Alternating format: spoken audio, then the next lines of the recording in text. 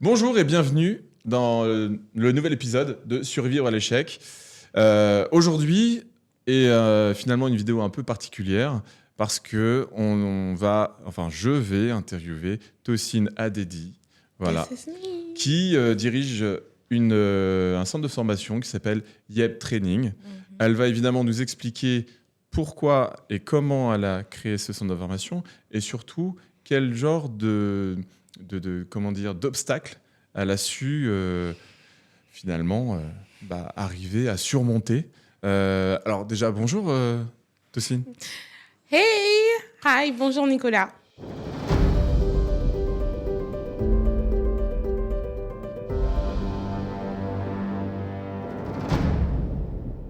Alors, est-ce que tu peux déjà commencer à nous parler un petit peu de ton activité, tout simplement?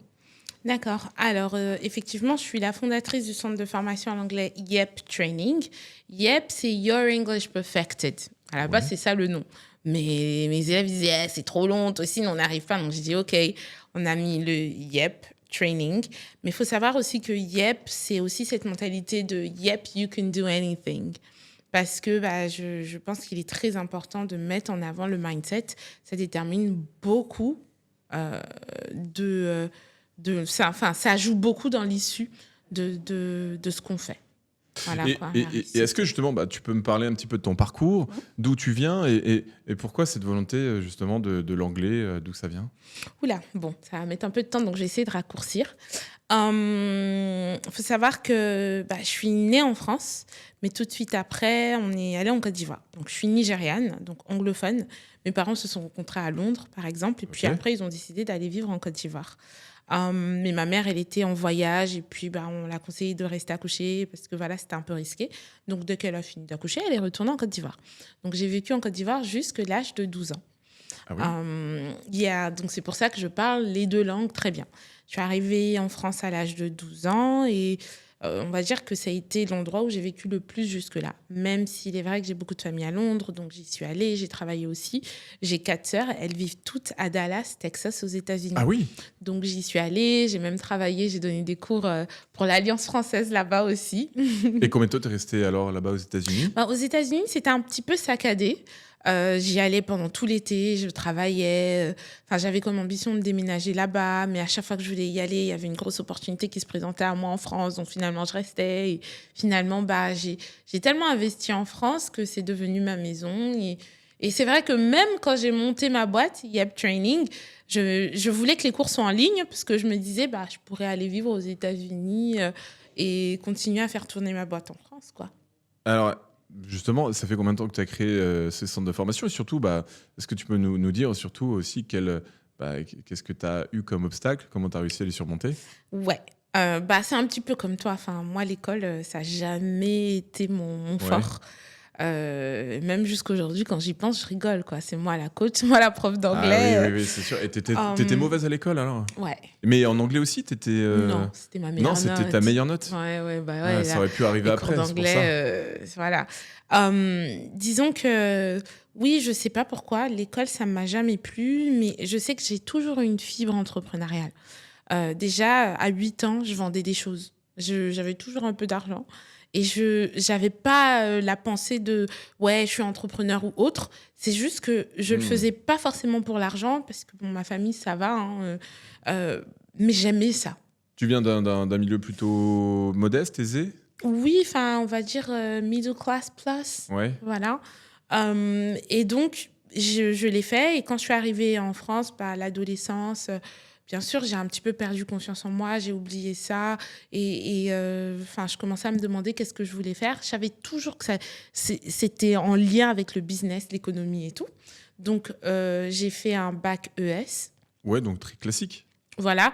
Et après, je me suis inscrite à la fac pour faire éco-gestion.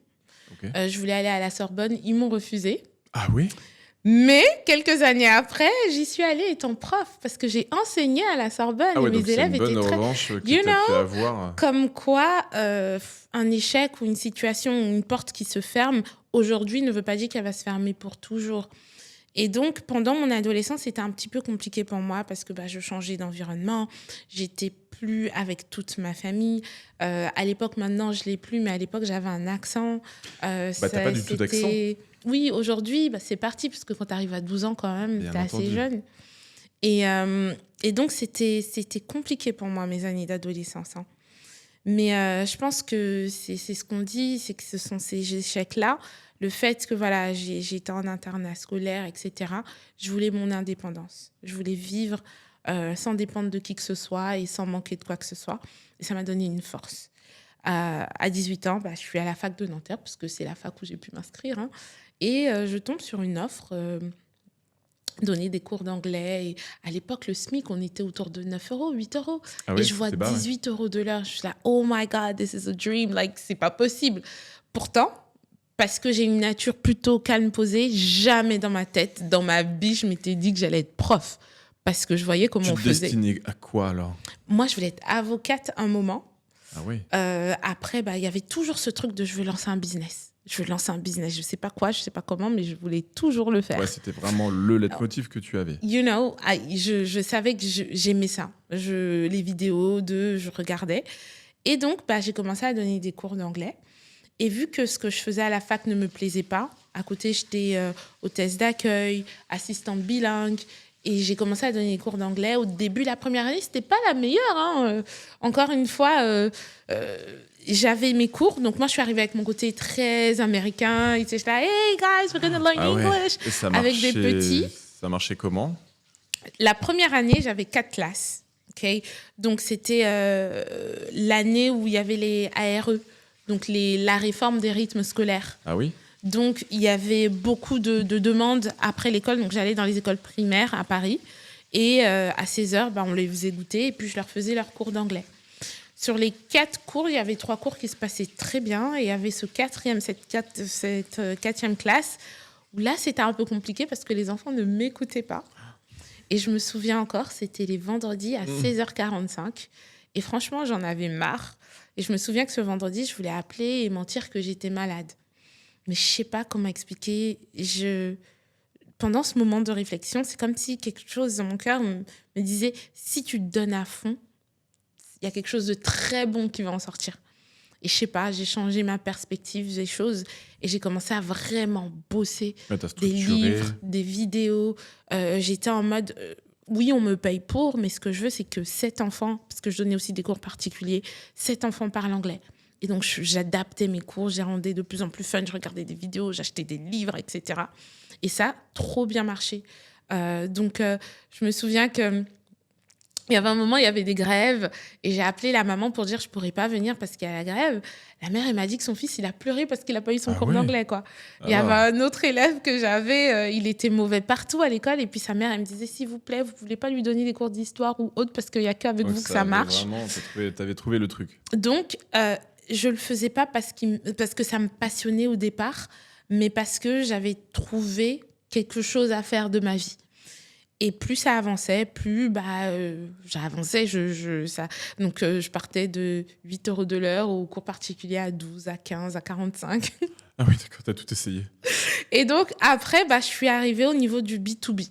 Donc, je me suis dit, OK, quand j'ai vu la progression possible, je commençais à enseigner dans les écoles et dans les entreprises aussi. Et c'est comme ça que je me suis retrouvée à enseigner avec Renault, enseigner chez Unilevel, Schenker. J'ai fait plusieurs boîtes et il y a un moment, j'avais l'impression d'avoir fait le tour. Et j'étais clairement, c'est ce que je me disais avec les livres de développement personnel que je regardais, j'en ai marre de juste vendre mes heures pour de l'argent. Ouais, donc en fait, tu as vu la chose différemment. Et du coup, c'est quoi qui te motive alors aujourd'hui ? Et donc, Parce que, si tu veux terminer avec ça. Oui, je termine l'histoire. Vas-y. Et donc là, j'ai commencé à mûrir l'idée de YEP. Donc, en 2016, je me lance en auto-entrepreneur et c'est là que j'enseigne dans les écoles de commerce et aux entreprises. Et vers 2018, parce que du coup, j'enseignais l'anglais depuis 2008, je commence à saturer. Mais c'est ce que je sais faire et je le fais bien. Comment est-ce que je peux faire évoluer la chose ? Je commence dans mon association chrétienne à donner des cours. Et là aussi, pareil, c'est comme si tout ce que je touche par rapport à l'enseignement, ça progresse très vite. Au départ, on avait un groupe de 4, 5, 12 personnes. On est passé très vite à 70 personnes avec une dizaine de coachs. Donc, je gérais déjà un centre de formation de façon bénévole. Et donc, je me disais, je veux pouvoir lancer vraiment mon centre de formation, créer ma méthode, etc. Et j'avais pas le temps parce que j'enchaînais les heures, mais je travaillais jusqu'à 21h30. Et il y a eu les confinements. Avant les confinements, je commençais déjà à poster sur les réseaux sociaux. Et c'est vrai que j'avais beaucoup d'élèves dans les écoles supérieures. Donc, ils me suivaient, ils rentraient dans mon délire, ils me prenaient en vidéo et je postais. Ils étaient contents de se voir en vidéo et tout ça. Quand il y a eu le confinement, je me suis dit, c'est maintenant or never. Donc, je me suis vraiment assise à restructurer mon programme. Et c'est comme ça que YEP est né. Le confinement, c'était en février. De février à juin, j'ai vraiment bossé. C'est là que j'ai appris à monter des vidéos, gérer mieux les PowerPoint, etc. Et j'ai lancé YEP en juillet. Donc, c'est tout nouveau, finalement. C'est tout récent. Juillet 2020. 2020. Voilà. D'accord, oui, mais en tout cas, ça date de 3 ans. En tout cas, c'est ça. C'est la 4e année, là. Ouais. Et maintenant que tu as développé ce centre de formation, c'est quoi ta vision sur le court et moyen, long terme ? Donc, on a commencé. Et donc là, mon programme aide les adultes francophones à parler anglais en 4 mois. Et j'avais toujours... Je trouve que le développement personnel m'avait tellement aidé à regagner confiance en moi, à vraiment rêver grand, que je voulais transmettre ça au plus grand nombre. Je me suis dit, si je savais ça 5-6 ans avant, j'aurais avancé tellement plus vite et plus loin. Et donc, dans mes formations YEP, je voulais donner plus que de l'anglais. Je voulais donner aussi ce qui m'avait aidé à devenir la meilleure version de moi-même. C'est pour ça qu'on a cette partie de développement personnel. Et en même temps, j'avais des jeunes personnes qui me contactaient en disant « c'est trop bien ce que tu fais ». Et même mes élèves qui me voyaient évoluer sur les réseaux me disaient hey, « madame, vous vous déchirez, madame, vous êtes mon inspiration, machin ». Donc, ça m'a motivée à transmettre ça. Et c'est comme ça que j'ai lancé mon association TAM. Du coup, tu parles d'inspiration, parce que là, tu parles d'inspiration, tu es inspirante et les gens sont voix envers toi quelqu'un de dynamique et ça se ressent. Mais toi, justement, c'est quoi qui t'inspire ? C'est quoi les inspirations que tu as ? Je voulais répondre à ce que tu m'avais demandé avant. Par rapport à ta vision et par rapport à... C'est ça. Donc, j'ai commencé à le faire. Et c'est vrai que le groupe a quand même grandi. Au départ, il n'y avait que moi. Et maintenant, il y a 159 personnes dans ce groupe-là. Je suis arrivée à un autre niveau où je suis contente. Ma boîte, on est quand même 30 personnes. Bon, la plupart de mes coachs, ils me facturent. Mais au bureau, on est 6. Et ce que j'ai envie dans cette nouvelle saison de ma vie, c'est de ne plus juste donner des cours d'anglais, même si YEP va continuer à se développer avec la partie interprète, et puis on va donner des cours de français aussi. Mais j'ai vraiment envie d'aider des gens, transformer des vies et les aider à lancer leur propre business ou à se développer. Et c'est en ça que ce podcast aussi fait sens pour moi. Pouvoir parler de l'échec, mais comment l'échec aide et comment c'est pas une fin en soi.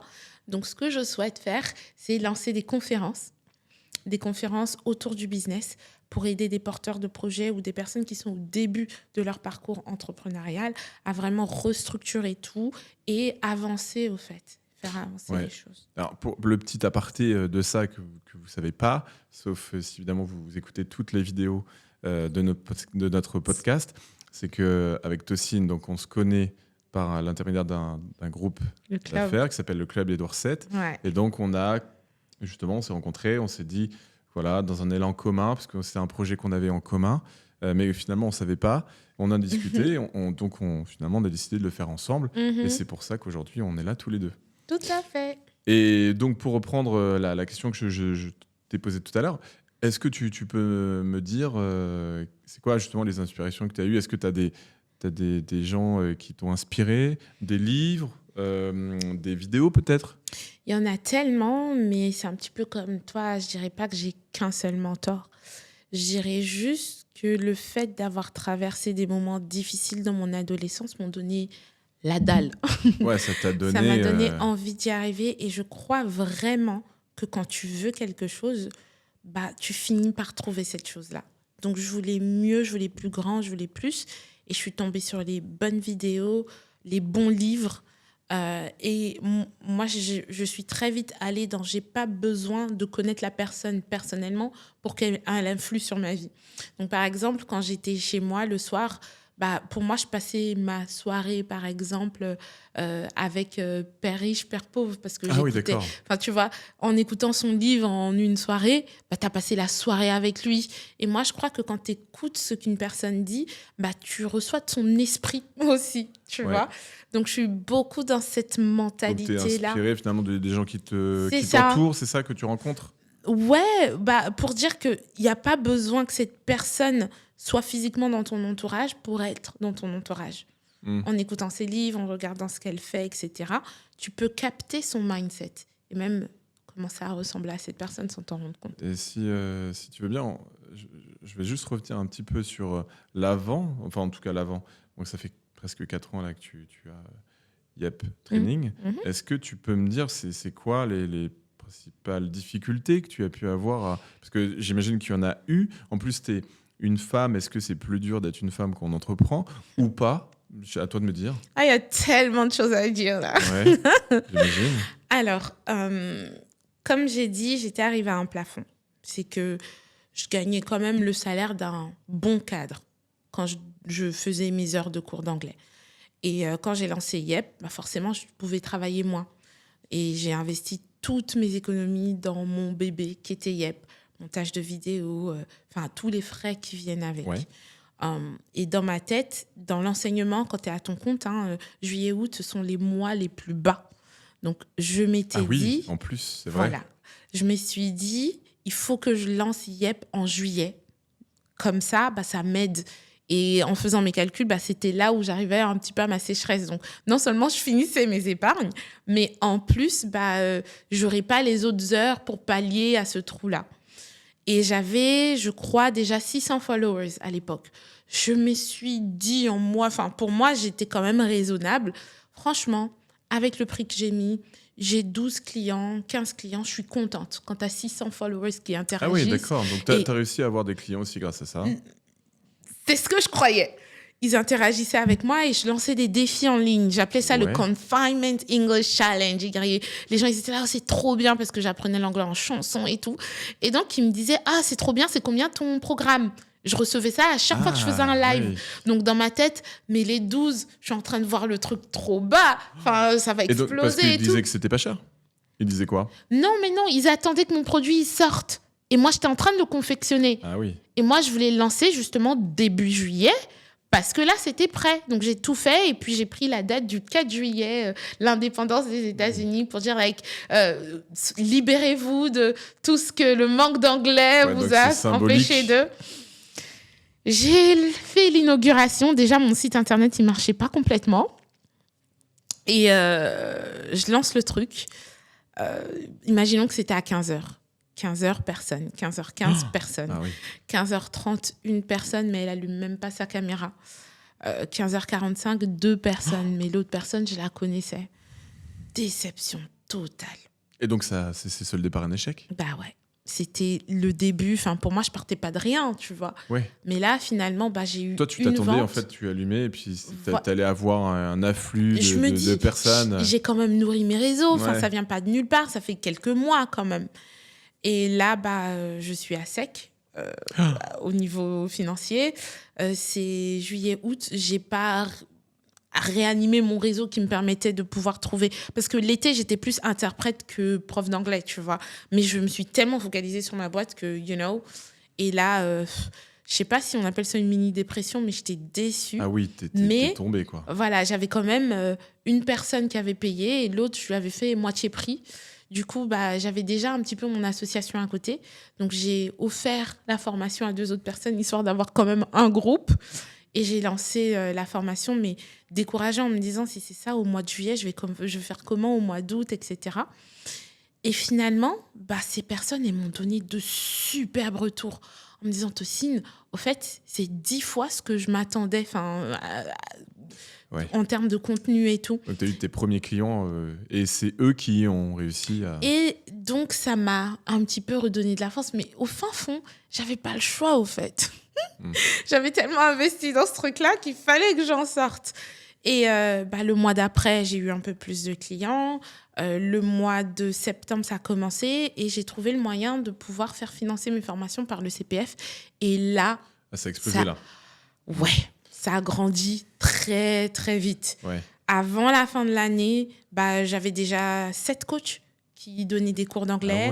Ah ouais. En janvier, je donnais pratiquement plus de cours. Et on a très vite grandi parce que là, on est à une trentaine. Et puis, on a lancé YEP Junior aussi, qui comptait 100 enfants l'année dernière. Donc, heureusement que je n'ai pas abandonné à ce moment-là parce que c'était juste un passage qui m'a permis après de rebondir parce que je crois que tout ce que tu fais, ce sont des semences que tu récoltes si tu es assez patient pour laisser la chose mûrir pour pouvoir récolter par la suite.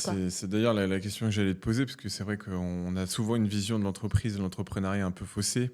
Surtout qu'on n'est pas dedans et qu'on soit notre entourage, il n'y en a aucun, où on voit souvent justement des vidéos de réussite, des gens très célèbres, mais qui ne sont pas forcément... à qui on peut se projeter facilement. Ça représente 1% de la population, donc forcément un peu compliqué.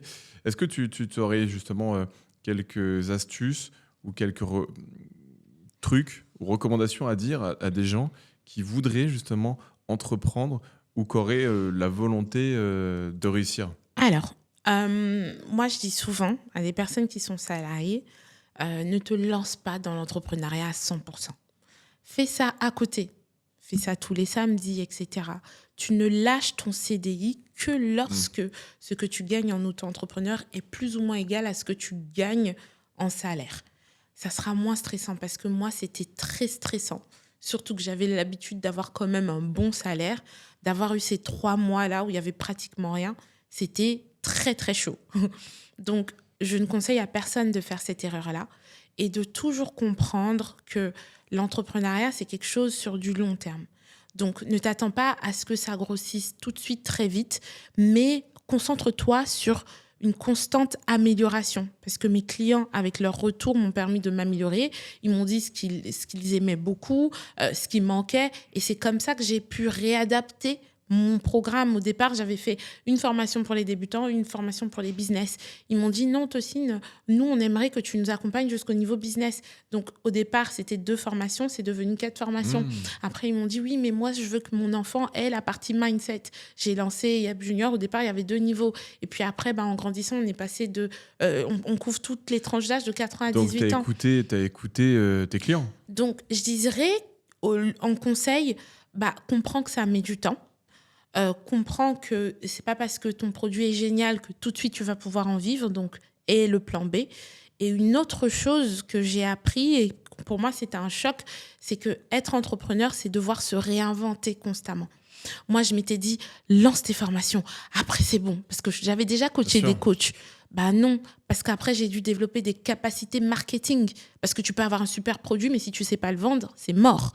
Et puis ensuite, ma boîte, elle a grandi, mais j'étais beaucoup dans l'opérationnel. Donc, j'ai dû me réinventer, à apprendre à dire aux gens ce que j'attendais d'eux et mettre en place des systèmes pour veiller à ce que ce soit fait. Donc, je suis devenue dirigeante et je ne pouvais plus mettre ma main dedans. Et même ça, c'était dur de confier mes clients qui venaient parce qu'ils m'avaient vu moi dans les vidéos à d'autres coachs. Donc, je dois constamment me réinventer.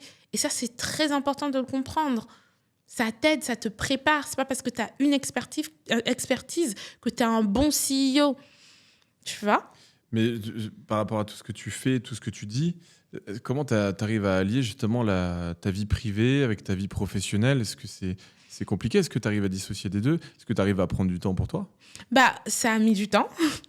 Mais j'ai appris que ma boîte, c'est pas ma vie. J'ai dû dissocier les deux. Et par exemple, sauf cas exceptionnel, je ne travaille pas le week-end. Je fais exprès. Il y a des cours d'anglais pour enfants le matin. C'est quelqu'un d'autre qui gère parce que c'est le me time. Et plus je vais bien, plus ma boîte et tout ce qui tourne autour de moi ira bien. Mais si je ne vais pas bien, il n'y aura même pas de boîte à gérer au fait. Donc, j'ai dû mettre des guidelines ou des limites. Et à partir d'une certaine heure, c'est pas grave. Les gens, ils attendront demain. OK? Faut juste j'ai appris aussi à éduquer les gens. Si tu dis au client: «Oui, c'est pas grave, tu m'écris quand tu peux», bah, il t'écrira à 22-23 heures.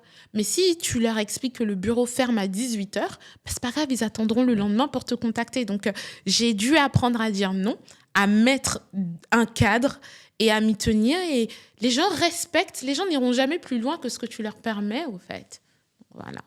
Qu'est-ce qu'on peut te souhaiter alors pour la suite de ton aventure entrepreneuriale? Et puis peut-être que justement tu as des nouveautés ou des choses que tu gardes encore sous le coude, qui ne sont pas peut-être encore prêts, mais en exclusivité, peut-être tu peux en parler?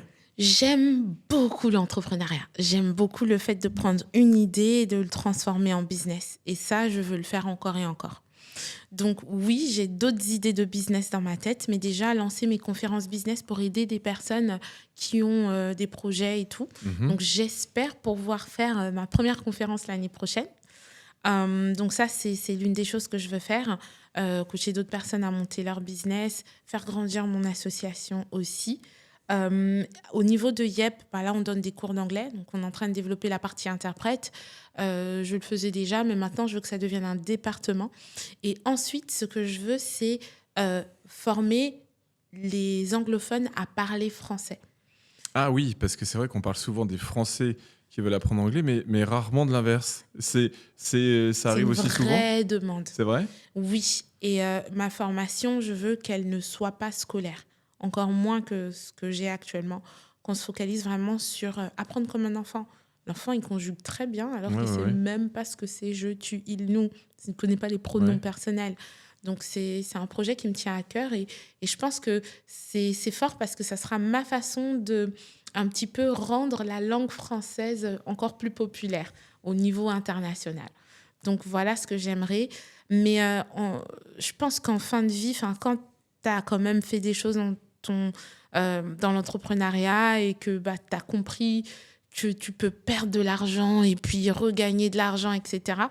Ce que moi, je veux, c'est pouvoir avoir impacté des gens à rentrer dans leur destinée. C'est-à-dire un grand but qu'ils avaient ou accomplir des choses qu'ils n'osaient plus poursuivre. D'accord. Voilà. Si des personnes puissent dire heureusement que je l'ai rencontrée parce que elle m'a aidé à ranimer ce rêve ou à y croire ou à rêver plus grand, pour moi, ça c'est une plus grande réussite que Donc gagner c'est vraiment plus d'argent. ce qu'on peut t'espérer en fait par la suite de l'aventure. C'est ça. Écoutez, en tout cas, merci d'avoir été là. Merci de nous avoir exprimé et expliqué qui tu étais, parce que c'est vrai que finalement, on se montre devant nos invités, mais finalement, on ne se connaît pas. Enfin, en tout cas, ils ne nous connaissent pas. Maintenant, en tout cas, davantage. Merci encore, en tout cas, pour ça. Voilà, ce podcast Survivre à l'échec est terminé. Merci de nous avoir suivis. Si vous avez aimé justement nos interventions, n'hésitez pas surtout à liker, à commenter, à partager. Ça aide évidemment l'algorithme à nous montrer encore plus. Et n'oubliez pas que chaque semaine, il y a de nouveaux invités qui vont venir justement exprimer leur aventure, leur expérience de vie. Je pense que voilà, si c'est des choses qui vous intéressent, encore une fois, mettez un petit pouce, comme on dit sur les réseaux. Yes. Et je vous dis à très vite. Abonnez-vous Allez, à pour bientôt. ne rien rater et être inspiré. Bye guys.